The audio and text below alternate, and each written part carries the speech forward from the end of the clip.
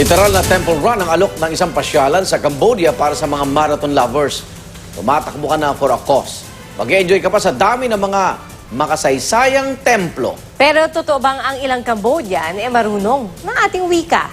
Maki-side trip sa ating saksing si Rafi Tima. Kilalang Siem Reap sa Cambodia sa kanilang mga makasaysayan at nagagandahang mga templo. Pinakasikat dito ang Angkor Wat. Kaya naman isa ito sa pinakabinibisitang lugar sa buong mundo, maging ng mga Pilipino. Sa dami ng mga turistang Pinoy dito, ang mga nagtitinda natuto ng magsalita ng ating wika.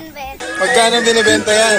100 peso. Ang mahal. Mura lang, no mahal. Sa lawak ng Siem Reap at dami ng templo, kulang ang ilang araw para mabisita lahat ito. Kaya ang ilang turista, sinasamantala ang isang aktibidad sa World Heritage Site kung saan sa loob lang ng ilang oras, madadaanan mo na ang ilang magagandang templo.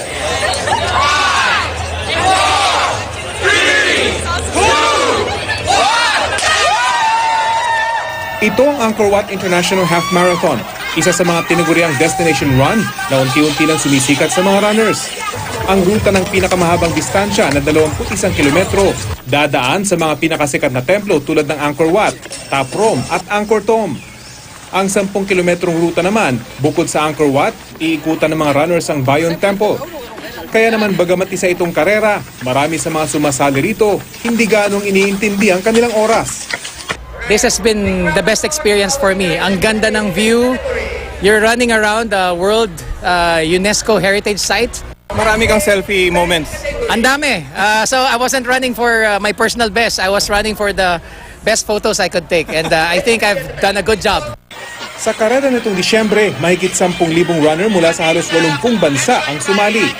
Pero ang karerang ito, hindi lang pala simpleng takbuhan. May misyon din itong tulungan ang mga kabataan.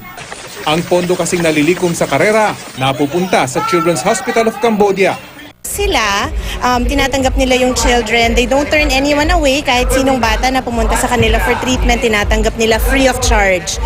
Taon-taon dumarami ang mga sumasali sa karerang ito na hindi lang nagsisilbing destination run. Dahil ang mga sumasali rito, nag-enjoy na sa view at nakapag-ehersisyo, nakatulong pa para makalikom ng pondo.